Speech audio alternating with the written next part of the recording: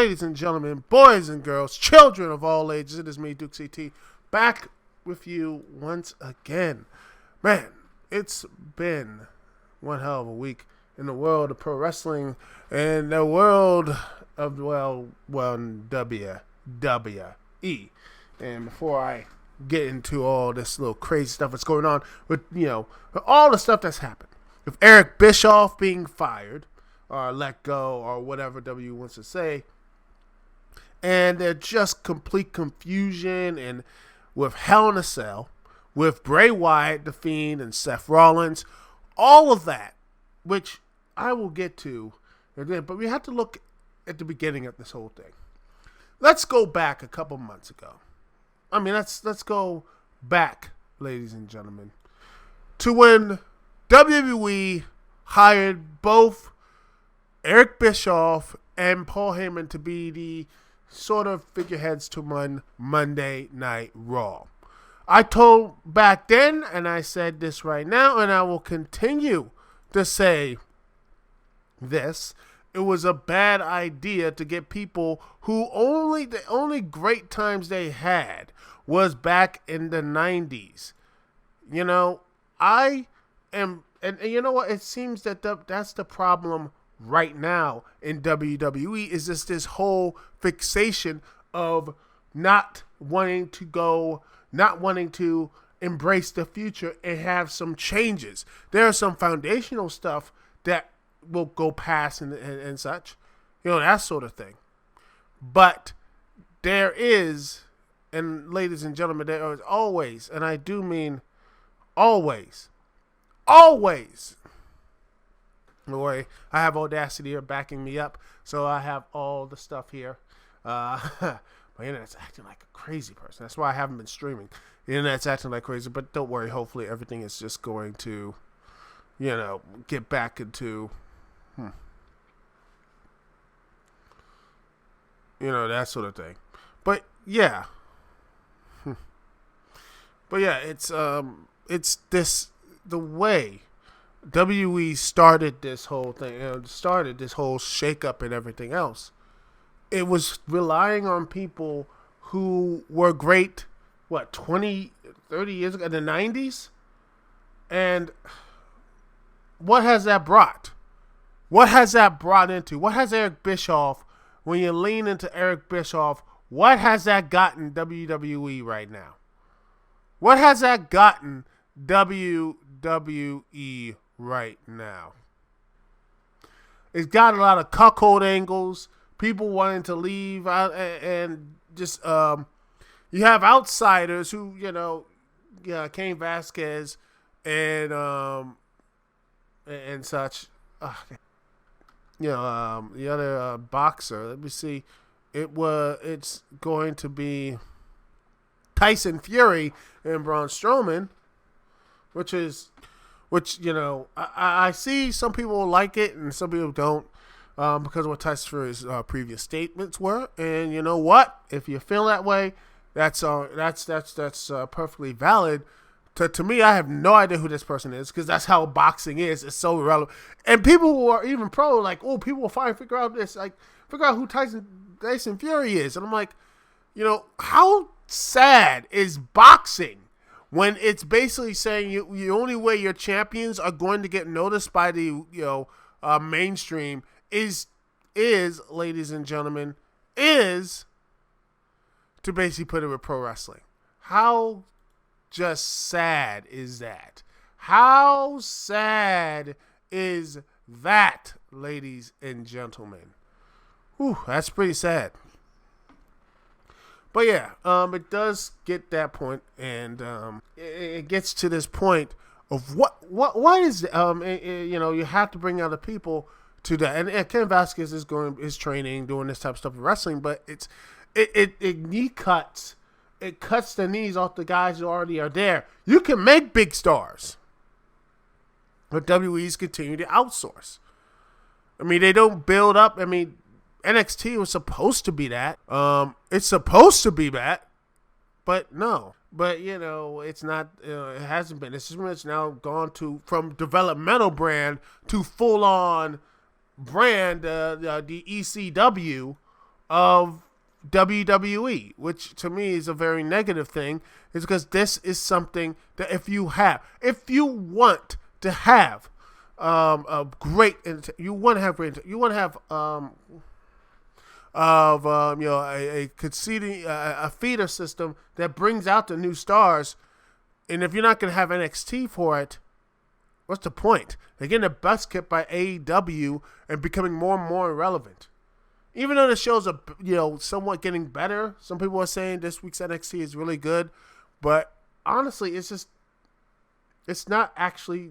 That's the problem with NXT, is it's trying to be this third exciting brand, but it's supposed to be a developmental brand. And meanwhile, you have NXT UK, which is having trouble, getting audience over there in UK, and then you have WWE trying to get, and now having NXT Japan with Dragon Gate. What the hell are you doing, WWE? What the hell are you doing? You don't have you have no structure in your main stuff. Why are you trying to outsource and try to build this stuff in your own world? It's dumb. When you have your Monday Night Raw and SmackDown, who are just your own shows, but you had a good babyface in Kofi Kingston, which we all knew he was going to lose to Brock Lesnar. His run was, I think, really good. It petered out. I think a lot of people did not like the Randy Orton stuff. It just got a bit stale, and the way they did it was really stale as well. I think the best way to do it should have been just do a hardcore match.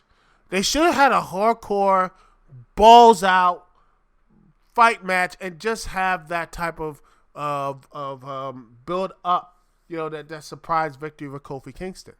That should have been the best way to do it. Instead, they just had this long, boring match, and people just got, they are getting tired and booed, and they booed Kofi. I heard some boos when watching it, and I was like, yeah, Kofi is not getting as over as people think it is.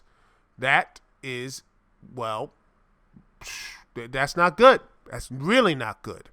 And also, what are you doing for the next contenders, the next people up? There's no one else there. It's just like, and even worse when Kofi lost.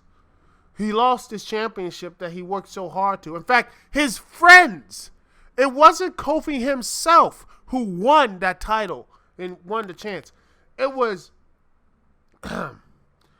Big E and Xavier who fought and bled the chance for Kofi to get that shot. And he did. And they won.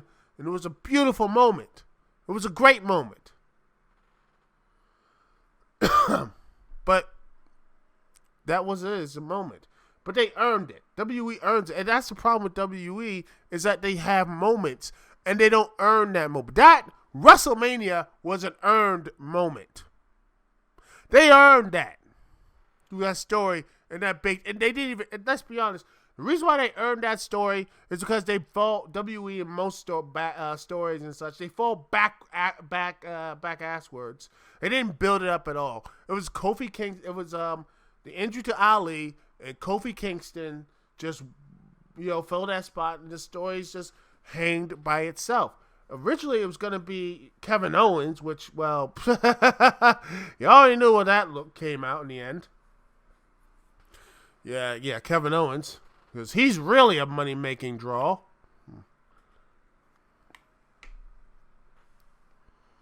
And then after that, that story that just they picked Kofi, and I loved it. It was brilliant. People felt that. It was great.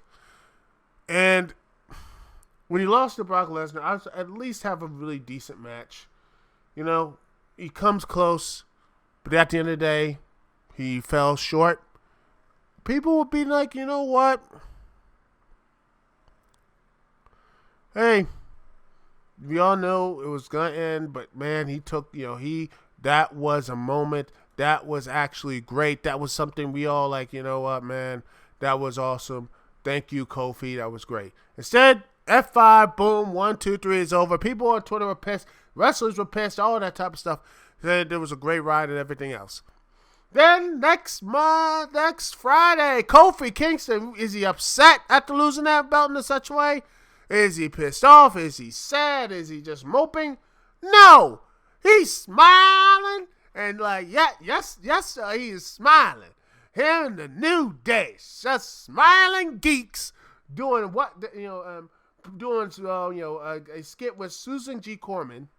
And I know it's supposed to be a very stuff about cancer and cancer survivor, but couldn't they pick someone else?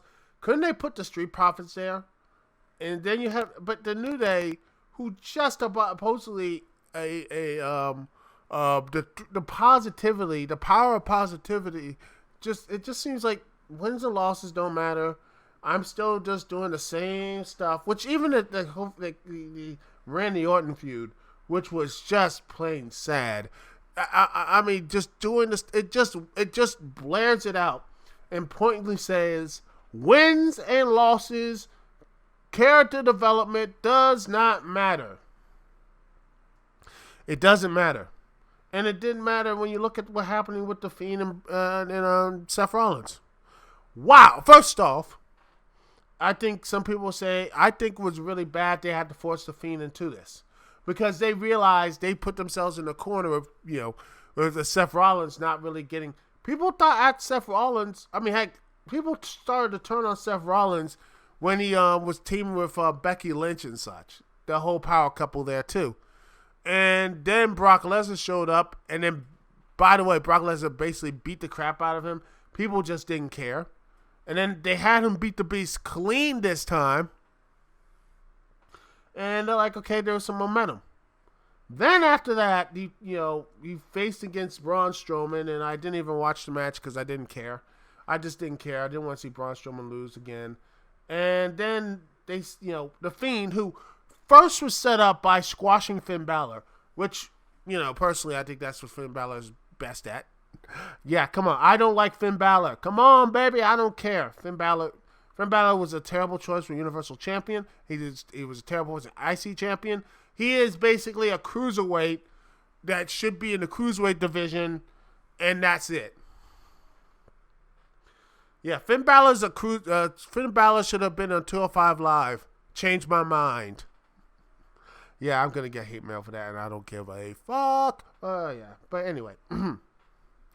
I'm trying to put a nice, clean podcast here, but it gets all out, man. It gets all out on me. But I'm going to get back to this little point here, is that The Fiend didn't have moonlighting and all this stuff. It was just straight up serial killer vibe. And then Hell in a Cell. I thought, and they had this poll, which I didn't believe, and I'll put the link up. I'll put the link up in the and put the pick up in the video version of this podcast. I said they're gonna, and I looked at this and I said they're gonna do a DQ. They're gonna do a DQ because they're not going to have. They're not. They thought that it was gonna be clever of them because it didn't happen last time. But you know what? The WWE called their shot out. They called it out, and then even better, you had the Hell in a Cell match itself, which hilariously took place after, the better women's match, Becky Lynch and Sasha Banks. Great stuff, but I love the fact there are so many things. First, the moonlighting. I mean, I thought Sin Cara was not in the WWE anymore. Why are they having this stuff? Because Fiend didn't have it in his first match. He had regular lighting and just destroyed Finn Balor. Who was the idea of doing this? And the second thing, I like the fact how Seth Rollins took a mallet, get basically a referee stoppage / disqualification, and Seth trying to defend himself on Twitter. Which, no, sometimes you know what, Seth, you should have just kept deleting your Twitter. Just delete your fucking Twitter and just go away. It's Twitter. It's internet. Well, don't worry. I have the recording. We're going to post this up later. Man, the internet is acting all wonky. No, it's back. But yeah. Gosh. Oh, man. What else? What else is this this thing here? Seth Rollins, back to the point. Seth Rollins, He's just getting so mad that he's layering everything on top of the Fiend, and then with the sledgehammer, basically. By the way, he hit the pedigree in the match too, which is like, you know what Seth is? He's just the amalgamation of trying to be edgy and just a bad cosplay of Triple H. It's just, I'm like, it goes back to, and the funny thing is, it goes back all this unlikability to Seth Rollins. And by the way, he hits a pedigree and he goes in and just, lays everything out, hits the sledgehammer, bam. Referee's like, who just says, "It's not you, Seth." I'm like, have you not watched the show lately, referee? It is him. Anyways, that calls a referee stoppage or disqualification. Fiend gets laid out. Then Fiend gets right back up, chokes out Seth Rollins, and that's like ketchup on his in his hand. And that's the end of the show. And people are booing and chanting refund and AEW. And then Vince McMahon laughing. But back to the point with Seth Rollins and then the Triple H fixation. Ever since he broke up with The Shield and doing everything else there with Triple H and all that type of stuff, and was just like Triple H's golden boy, and all this, it goes back to when Triple H Papa Hunter betrayed him and with Kevin Owens when he was going to win that Universal Championship. And all that was, it turned into Seth became a babyface because his motivation wasn't trying to get back with everyone. His motivation wasn't, I need to redeem myself and all this other stuff. It's, Daddy never loved me. Papa Hunter never loved me, so I gotta give him a pedigree and say, I'm better. That's what his character was, and it still is in that point. And he tried the redemption arc. It was something good, but with,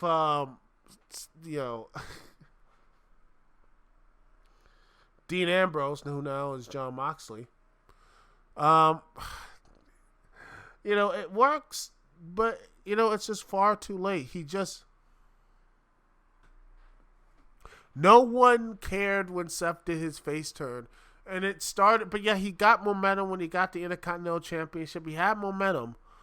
But at the end of the day, I think it was false momentum because it was like Brock Lesnar winning the show, so people were that desperate to find somebody else. So desperate. And Roman Reigns, who didn't backmouth people on Twitter for the most part, he was the guy. He was cool, laid out, and everything else. And when Roman had to take a sabbatical for his for taking down his cancer and such, his leukemia, it looked like Seth Rollins was going to be the guy. And he had a pretty crappy feud with Dean Ambrose, which pretty much made it felt like that was the end of the road for Ambrose's run to WWE, so he turned back to Jon Moxley.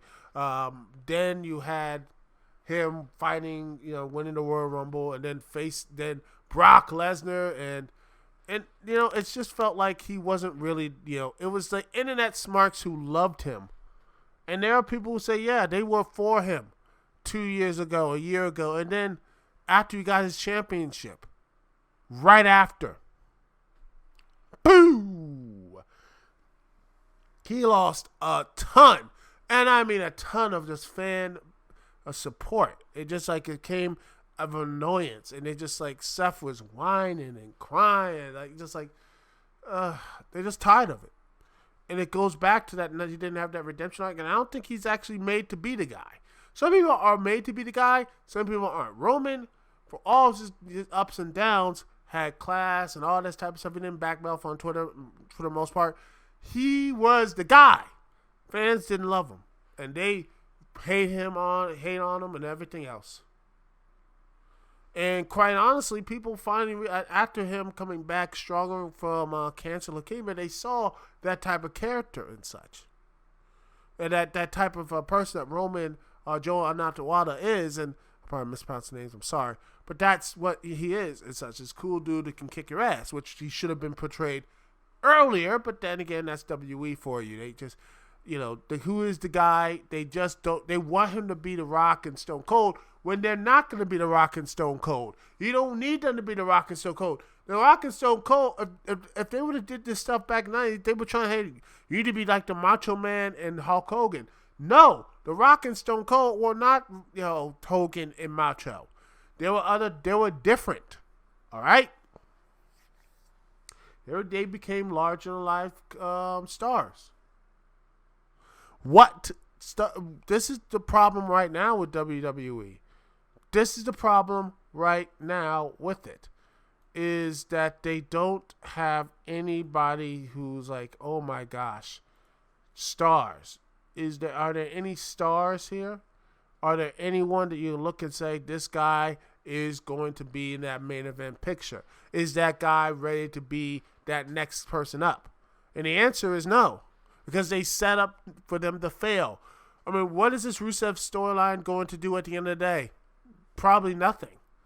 What is this stuff with Mike Kanellis? That's me, son. Heck, he's asking for his release. What are these storylines and these moments mean? I mean, WWE wants moments. They want big stuff they can put on Twitter and YouTube and everywhere else to play. Look, moments. Oh my God, moments. But they don't have earned them.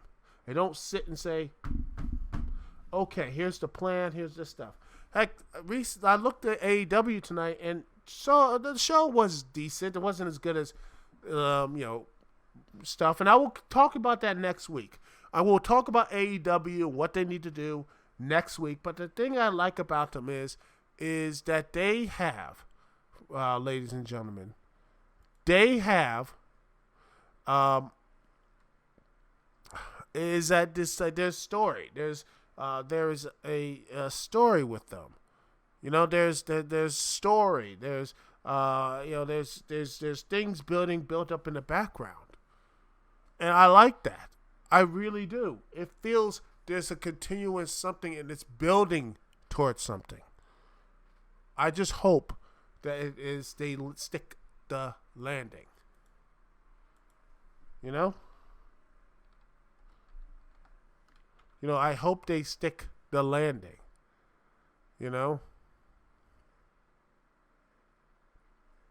Oh, and speaking of AEW, it looks like Luchasaurus.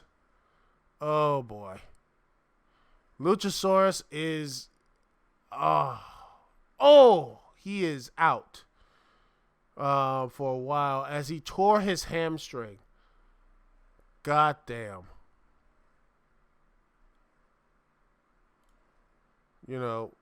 That's the thing, man. Oh, well, hopefully he'll come back. Hopefully he'll come back strong. But, that is going to be a big blow. That's a big blow. But hopefully they can come back from that. But we will be talking about that next week.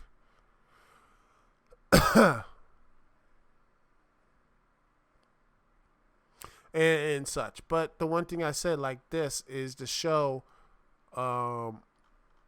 is that it feels like the characters and the stuff is building towards something. I don't have that with WWE.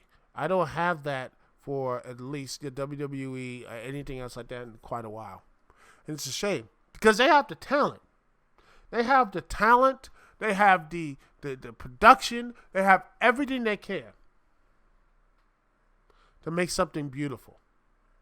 But instead, it's short term, not thinking, and it's just sit there and just say, well, we can't do anything else about this, so we're just going to sit back and do nothing. See, this is why I can't watch this show anymore. I can't watch WWE stuff TV anymore. It's just bad. It's bad. It's just terrible. It's terrible. They have no plans, no good stories, nothing. The way they did the draft was terrible as well. Everyone stayed in the same place except some people. And then, oh yeah, they just like for example, Alexa and Nikki Cross. They were separated. Oh yeah, now they're back on together on SmackDown because that's a blockbuster trade. Just the WWE draft meant something because the shows were going to be. They had huge stars. There's no stars here. Nothing. There are no stars in WWE. And it's the WWE's own. It's Vince McMahon's own damn fault. He screwed everything up. He did. And it's not going to get any better. And that's the sad part because I could go back and look at W Network and see stuff from WWE old stuff and WCW and NWA and all that stuff right there. And I'm like, man, they had something that was beautiful. Now it's just tedious. It's all tedium. And anything that's good is going to be squashed. It is going to be beat down. And it's going to be just squashed down. No, it's like I look back in the Kofi Kingston storyline. WWE is going to fall ass backwards into it. It's not going to be built up naturally. It's not going to be set up naturally. It's not going to be all this stuff here. It's just going to be like a happenstance. And then when they have it, they're going to completely ruin it. Because WWE, no matter who's riding there, no matter who they got, Pritchard, Eric Bischoff, Paul Heyman, it doesn't matter. At the end of the day, it's Vince McMahon. It is Vince McMahon, Vincent Kennedy McMahon's show. VKM. It's his show. His stuff here. And Brian Alvarez said, you know what? That's what they think. They think you as a mark. And that is a nice way. It's a mean take. He says, you're a dumb mark if you keep supporting this stuff. And it's a shame. But people aren't watching, though. And W Network's numbers are going down, too. The only thing that's keeping WWE afloat, it's not NXT. It's not anything else. It's those billion-dollar money, and especially Saudi Arabia. Saudi Arabia and Fox are keeping WWE alive. And when those deals are up, I don't know if WWE is going to have a good enough, maybe they'll just have those shows in Saudi Arabia because, hey, that's the only one who's probably, the dude running Saudi Arabia, he must have loved that stuff. He loves it. So, I don't know anymore. So, at this point, WWE, they're going to do what they want. But me, I'm just like, you know what? There's other places. Impact Wrestling, NWA Power. I watched the full second episode. I love it. It reminds me so much of the NWA and old WCW shows. It's cheesy, and Jim Cornette's on the commentating booth, and it's a little. You might not like all of his opinions, but he is good in the commentary. AEW, I talked about. They had the issue. AEW is fun. I will probably watch some more New Japan if I can get a chance to. Lance Hoyt, that dude who's been grinding for many years, is now the United States, the U.S. champion of New Japan Pro Wrestling. Shout out to him. MLW. I haven't watched that, but I will try to get into that as well. And maybe women's wrestling. I might get into that as well. Anything other than WWE right now, because they need to earn my trust. They need to earn it. I'll be honest. I'll still have the network because I like the old classics. I like the documentaries they can put up. There's some good stuff there. But I'm not watching anything else from them. I'm not going to watch most of the takeovers. I'm not going to watch their pay-per-views. I'm not going to watch that stuff. It's a shame. Because I want WWE to be...